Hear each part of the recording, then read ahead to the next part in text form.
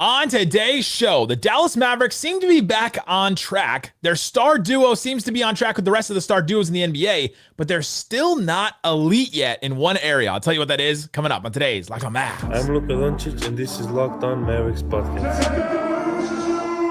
If you don't believe, you shouldn't be here. You are Locked On Mavs. Great, Rusty. Your daily Dallas Mavericks podcast. Almost done. Part of the Locked On Podcast Network. Your team every day.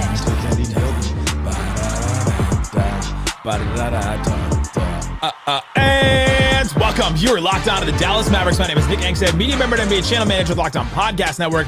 Your team every day. Thanks for being an everydayer and making Locked On Mavs your first listen today. Subscribe to our free Locked On Mavs newsletter. Check the QR code or the link in the description to subscribe to our newsletter. It's free, straight to your inbox, and help us stay the #1 newsletter in all of Locked On. Take that, David Locke.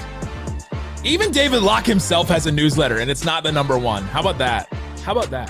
Today's episode is sponsored by GameTime. Download the GameTime app, create an account, use that code LOCKEDONNBA for $20 off your first purchase. And joining me, as always, my co-host, media member, the Stats Sultan, the One More Thing King. What you got for me, Isaac Harris?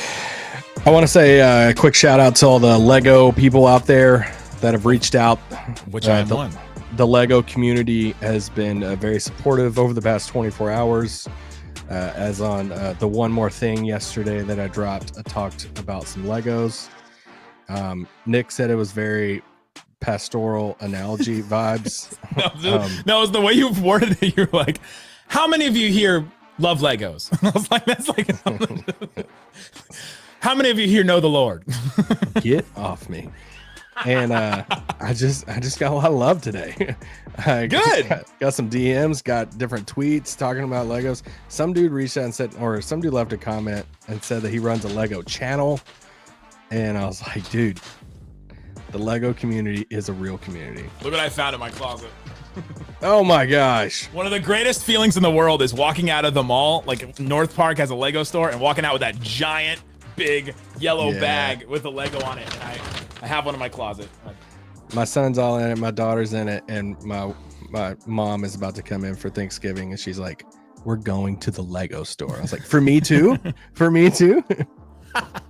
Well, anyway, Isaac made a Lego analogy on One More Thing. So if you didn't listen to that, that made no sense. So go listen to the One More Thing we posted yesterday. Today's episode, we'll get into some stats that have stood out to us so far from the Dallas Mavericks. We'll talk about the clutch. Mavs in the clutch so far. It was a little rocky there for a minute. Talk about the Mavs, a couple of lineup things. We'll talk about the Mavs threes, and we'll get into some more stats. But let's start here, Isaac Harris. The Mavs star duo, Luka and Kyrie. Remember the days when it was like kind of shaky? We didn't know if they're going to be good together. Remember they missed the postseason? Remember that whole thing? And remember there was a lot of questions from people of can they play together? And I think a run to the NBA Finals has proved that is not the case anymore. These guys can absolutely play together. They can even complement each other really well, and they figured out a good way to do that. And I think so far this season, we've seen them play off of each other pretty well.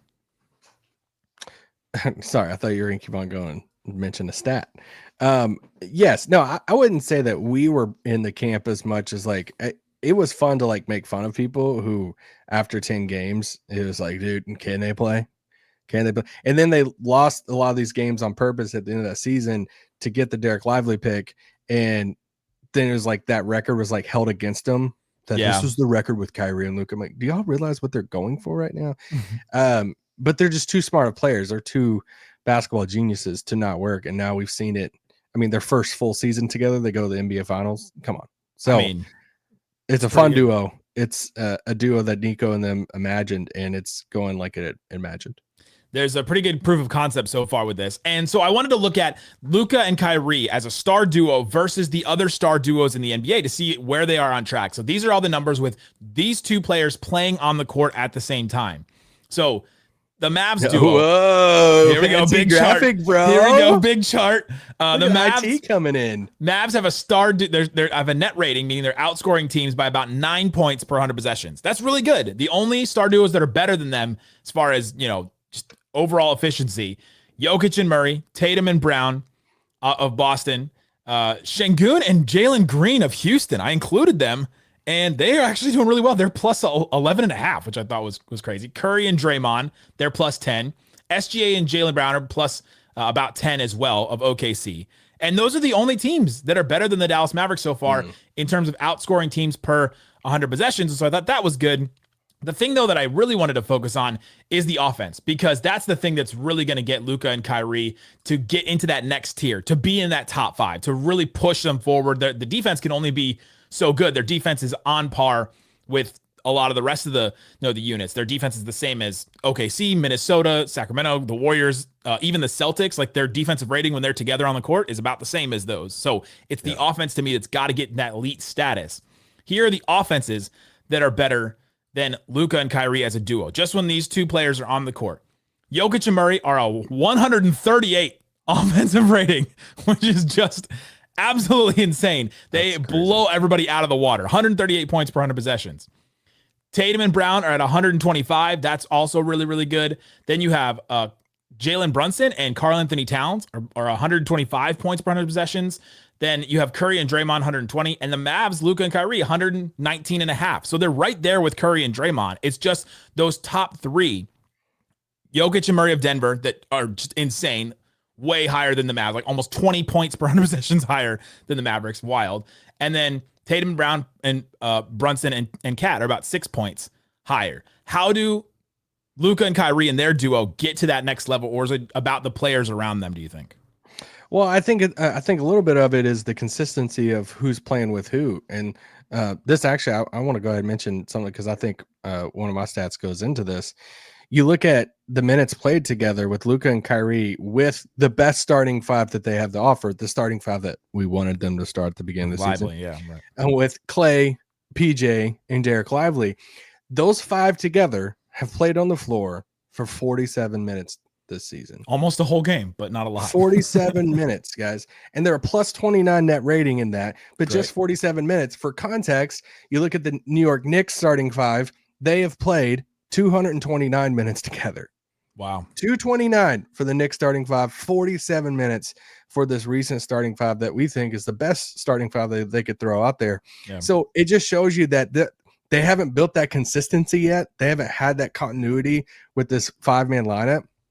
So I think that's the key to it. Of like, I mean, some of my other stats on here too is kind of like in that path. I did that one more thing about the rotation. Is the rotation finally set? Like, can we just like, are we finally starting to establish something with some of these minutes and roles on the team? And I think Kyrie and Luka will eventually like move up that list on as far as offensively, when they know exactly, it's not going to be exact all the time, but when they know the units and kind of lineups and who they're playing with a lot. I think there's one thing standing in the way of that group getting to this level, and Luka and Kyrie right now getting that next level. I think it's other like tertiary and other 3-point shooters. You think about, and other like bucket getters. You think about who these other guys are playing with. Jokic and Murray play with Aaron Gordon, who's a good finisher and can get his own shot. Michael Porter Jr., who can score. Christian Brown has been doing a good job this year. Tatum and Brown have Derek White and Drew Holiday and these guys that can hit a ton of threes and get their own shot. Curry and Draymond have, Buddy Hield and some other guys that can, Wiggins and Kuminga that can get their own shot. They can do these things. I think it is about some of the other guys around them. But my whole point in bringing this all up and all these stats and everything, and I think yours too, is that they're not far off. These lineups are not too far off from some of the rest of like the best in the NBA right now.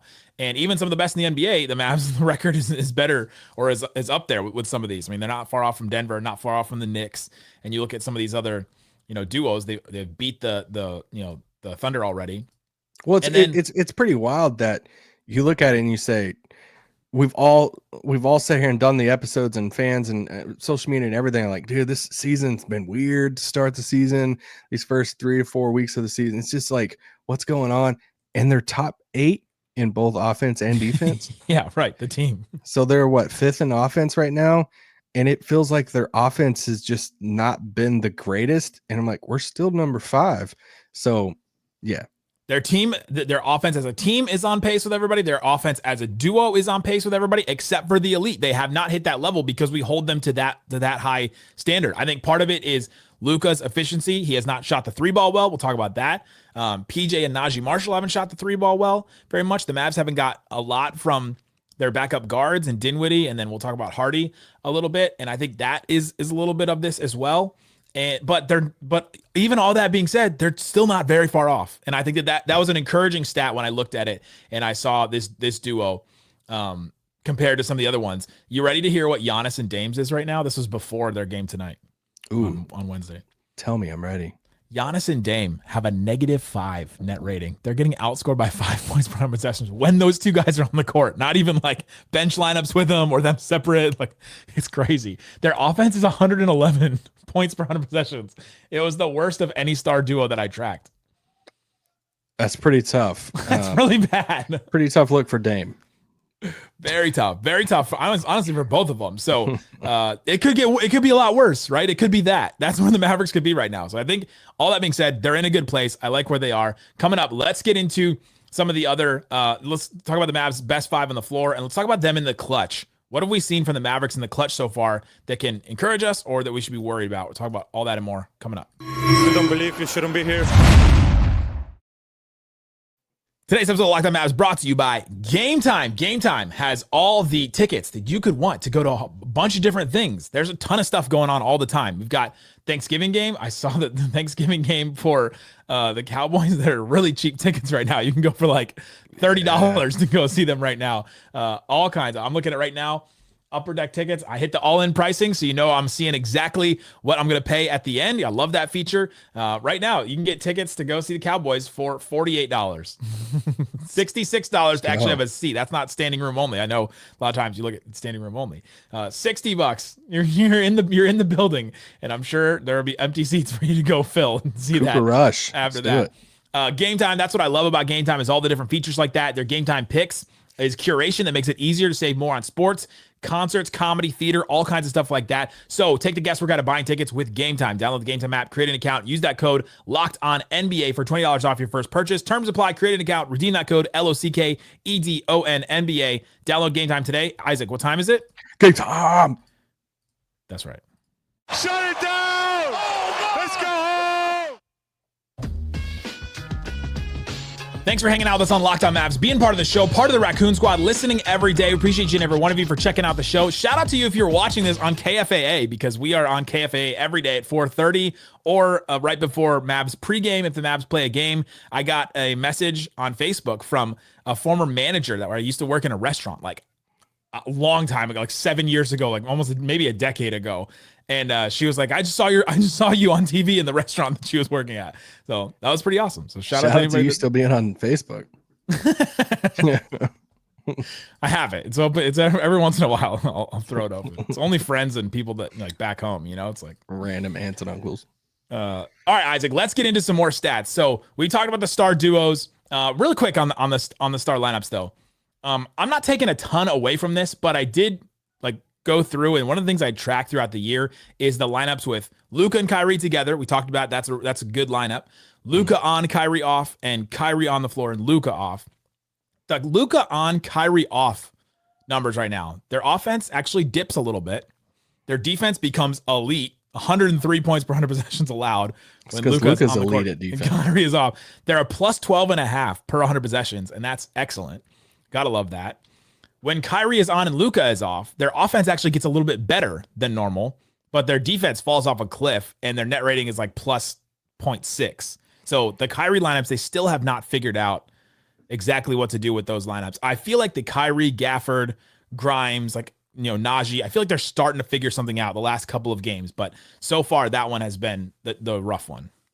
Yeah, Luka stands. They paid you for that one, didn't they? The Kyrie stands tried to pay me to bury it. I got something for the clutch. So the Mavs haven't been very good in clutch. And this is something that, you know, we kind of expected them to be, or at least I did, expect them to be good again. Now that you've made this like long playoff run, you got the experience under your belt. You have these two guys in Luka and Kyrie, and you're going to add something. They were the best clutch team in the NBA last year. They had the best record, or up there with it with the Lakers. So right now they're 2-6 in the clutch, which is not good, Bob. But I think one of the most telling stats in the clutch for the Mavericks so far this season, not just the 2-6 record, they're 30th in the league, last in free throw attempts in the clutch. What does that tell me? You're settling for dumb outside shots. The refs hate Luka. Oh, They're averaging right at like a free throw per clutch game, which is 30th in the league. Like, get to the paint, get to the rim. That's one of when looking at a bunch of different stats, I was like, dude, why are they sucking so much in the clutch?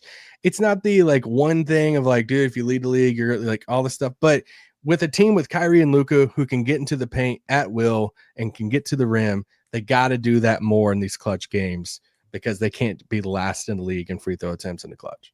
That's one stat that I look at, and anytime I see it, it's just got to get better. And yeah, maybe the free throws won't get better, but the clutch record itself. But you think about some of the clutch games they've been in with these teams. It's been good teams: Phoenix, Denver, Golden State, the Rockets. The Rockets are a good team. They were in a clutch game with them. Minnesota was a clutch game. They won that one, but it was still a clutch game. They lost the clutch game to Utah. That's not a good team. And then they lost the clutch game to Indiana, and that one, jury's kind of still out on them. But they played against tough opponents, and so you hope that gets better. But it's one of the things that this offense is going to deal with Luka, who's going to get a bunch of free throws hopefully, but he hasn't been attacking late in games because I think he's been kind of running out of gas in some of these games. And then you have Kyrie and Klay, who just their game does not lend itself to free throws. They just don't get a bunch of free throws because Klay is not attacking that much. Kyrie is more finesse than physical when it comes to finishing. And so they've got to find somebody to get, some free throw attempts. And sadly, it's kind of been their centers, which is not good. Yeah. I mean, it has to be Luka in that. But Kyrie needs to generate them too. And now that they've surrounded Luka with some really good free throw shooters, like Kyrie, Klay's really good free throw shooter. Naji Marshall's third or fourth in the league right now, free throw percentage. So it's like you got some really good free throw shooters around Luka in the clutch. Let's get them on the line in these clutch moments, and maybe that'll help your clutch record. Speaking of, Naji Marshall, 24 of 25 from threes, 96 or from free throw, 96%. Klay Thompson, 13 of 13. Not Jaden Hardy, 11 of 11 on free throws, total free throws. Can't make them if you don't shoot them. That's right. Kyrie, 42 of 49. He's 86% too. That's good. They can make them. They just haven't tried to take as many, and that's something to think about for sure. All right, we'll do this one. So the Mavs defense, defensive games, they've had 6 what I would say good defensive games. If I just take their defensive rating, which defensive rating is only just points allowed per 100 possessions. So it evens it out across because some teams play faster, some teams play slower. So it just evens it out. Somebody on Twitter today was like, this is why advanced stats are pointless. I was like, all right, well, it's literally just points, points scored and allowed. Mavs have had 6 good defensive games, all against bad teams, and they've had 7 bad defensive games against mostly good teams. Let's play something or nothing. Do you think that's something or nothing? The Mavericks have had good defensive games against the Bulls without Levine, the Magic without Paolo, the Pelicans team that wasn't really a team, the Spurs without Wemby, and then Utah. Those are their only good defensive games so far. Their bad defensive games have been against Minnesota, Phoenix, OKC, Denver, Phoenix, Indiana, and then Utah.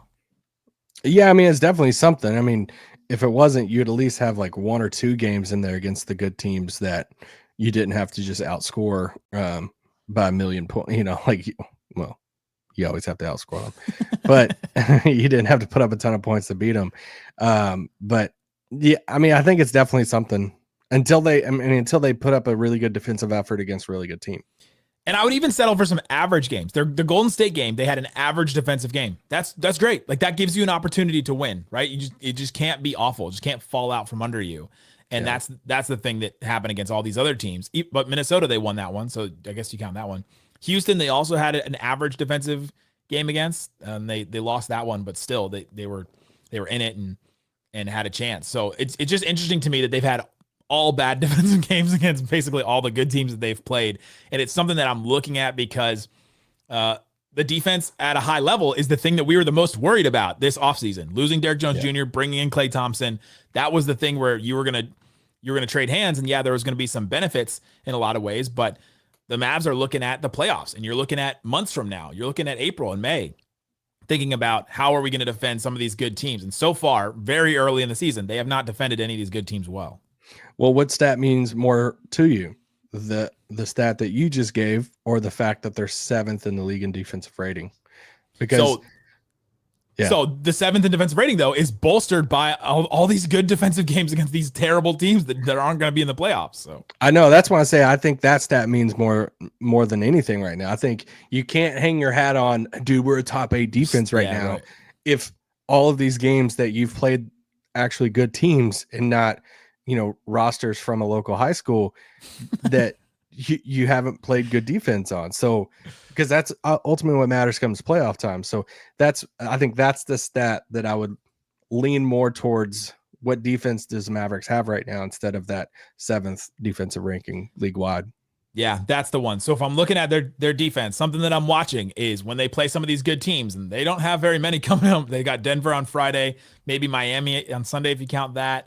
New York on Wednesday will be a really good test for their defense. And then the next one is probably, oh my gosh, not Memphis, not Portland, Minnesota, Phoenix at the end of December. So like after Christmas, they won't really have a good defensive test till after that. So Denver, Miami, New York, the next 3 out of 4 games are good tests to see if this defense can be at least average or doesn't just completely fall apart like we've seen against some of these other teams, good teams so far. So that's definitely something that I'm watching. I'm curious about their defense. I'm curious to see if they prove anything, because they've just been beaten up on some of these bad teams so far, which is, it's good that they take care of business, but you've got to show me that you can defend against some of these good teams. And I'm okay if that takes until the end of the season, right? If their defense doesn't warm up until, towards the end of the season, that they just got to be ready by then, right? And that's what a whole season is about. Yeah, I mean, I'd like to see it sooner. I think that they gotta win games. But coming up, let's get into the 3-point shooters, because I think that's something that we talked about with the offense. Let's talk about how the 3-point shooters have been shooting, how many attempts the Mavs are getting up, why that matters for the Mavs offense overall. You don't believe you shouldn't be here. Today's episode of Locked On Mavs brought to you by our friends over at Chime. Yes, the sponsor of the Mavs, sponsor of Locked On Mavs. Gotta love that. Chimes helps you progress with a fee-free overdraft up to $200. I don't know about you, I have in my life had a hard time with overdraft fees, where you think you have a certain amount of money, but then you're going to get paid, in a couple days, or you're supposed to get paid that day, but it didn't hit your bank account. And so you buy something, or an automatic payment goes out and you overdraft. You got to hate that. Chime will help you. Fee-free overdraft up to $200. So if you have any of those mistakes, or you forget something, not going to worry about that. You can also get spotted on debit card purchases and cash withdrawals. No monthly fees or maintenance fees. Got to love that too. I don't know if I hate when a bank is like, we got to charge you to keep your money in here. I was like, okay, well, like what?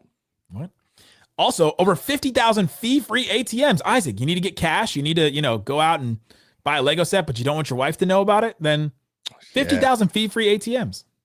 You know what's so annoying is when you draw money out and you have to pay money to draw the money out. Yeah, right. Like, what am I freaking doing right now? Yeah. Make your fall finances a little greener by working towards your financial goals with Chime. Open your account in 2 minutes at chime.com/NBA. That's chime.com/NBA. Chime, feel like progress. Shut it down! Let's go home! All right, Isaac Harris, we're talking about stats for the Dallas Mavericks. We're going through some stats that have stood out to us. We've talked about the star duo lineups. We've talked about the Mavs' best 5 on the floor. We've talked about the Mavs in the clutch. And I got one for you. So Paige Becker's scored 16 points, 9 rebounds, and 5 assists in the UConn's win. They're 4-0 right now, and I'm just feeling really good about them. And I'm feeling good about Paige Becker's season so far. I think she has a chance to be the best player in college basketball this season. I do too. I'm like, is this an ad?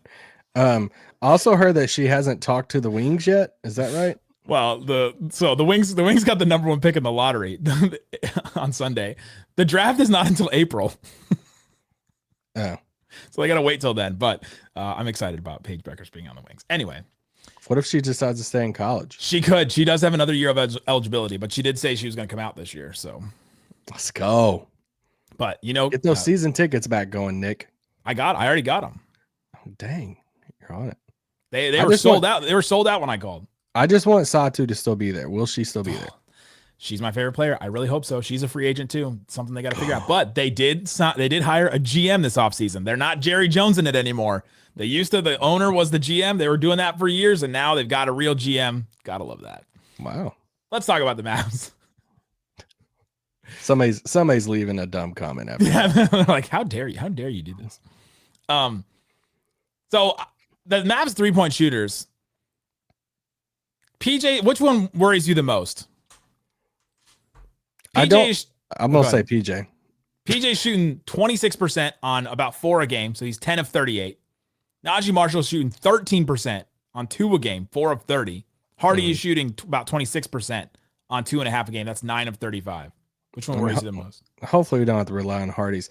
The PJ one is the one I'm worried about the most, just because I don't like his lower body on some of his threes. I feel like it's so inconsistent right now. And I this is so weird, but I feel like his legs are too spread, like they're spread more far apart than they were last year on his threes this year.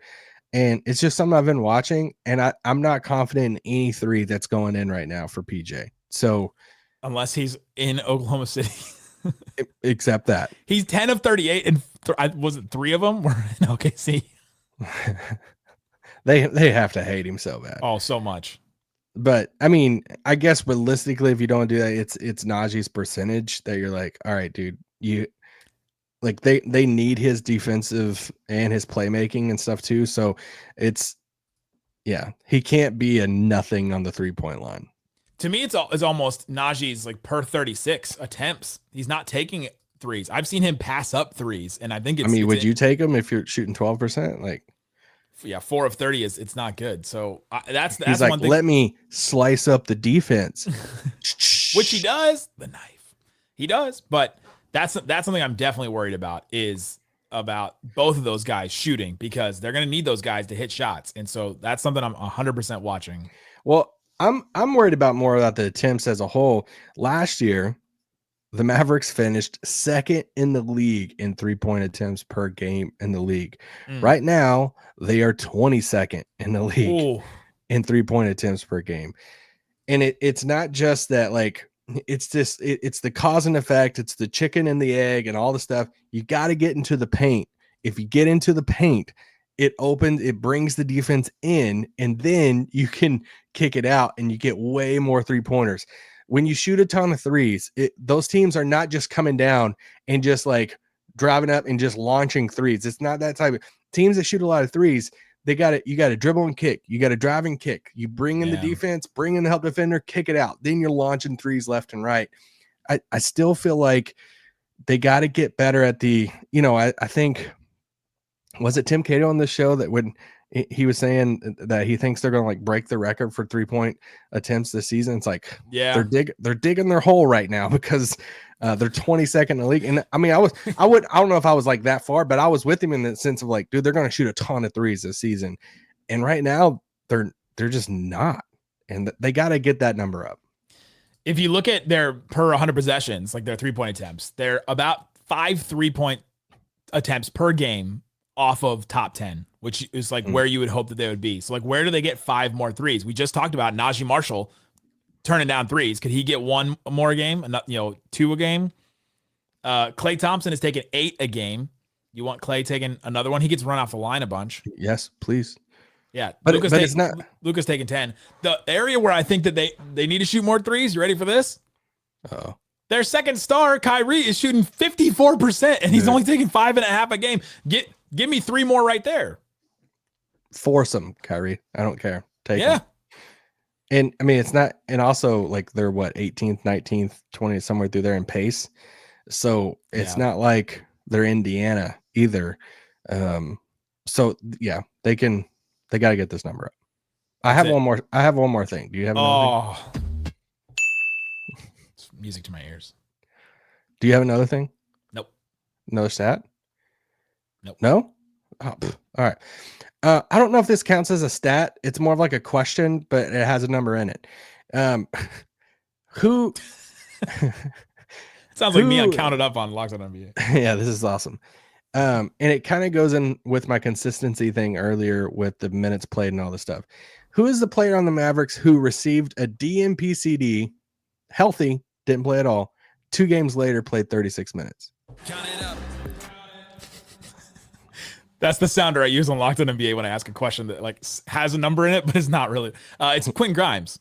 It's Quentin Grimes. Let's go. And I feel like you're starting to see a little bit more consistency with him. But I mean, if we're talking about a player who's went like up and down this season, as far, I mean, literally not playing in the game to playing 36 minutes, and now he's playing like 20 something minutes, and at the beginning of the season he's playing like 10 minutes, and it's like, what is he going to do? He needs to be on the basketball court. He's got to be one of those guys that come off the bench in that second unit. So yeah, I don't know, I just threw that in there because I think he's had the most like inconsistent role, and I think he needs to have a consistent role in the rotation. Yep. I completely agree. Yeah, last 5 games, what, he's at 26 a game? You feel good about that? Minutes? Probably a little bit less, but yeah, in that like 23, 24 range probably. He's averaging 26.4 minutes per game.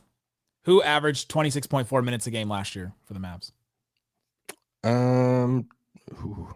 Australian. Not Tim. Not on the team anymore. Did Josh really? Josh Green, 26.4 minutes a game.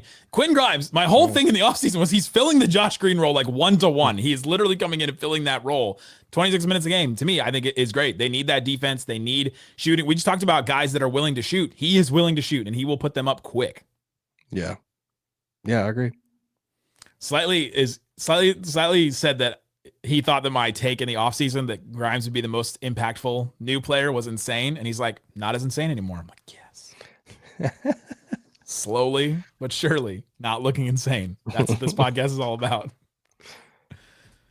There you go, guys. Thanks so much for hanging out with us on Locked On Mavs, being part of this show. Check the QR code and the links in the description for ways to subscribe to our newsletter, get text straight to your phone. We love anybody that subscribes to that. And check out our episode tomorrow. We'll have one more thing with some more stats. We'll also have the post-game show for all the games. Guys, thanks so much for listening to Locked On Mavs.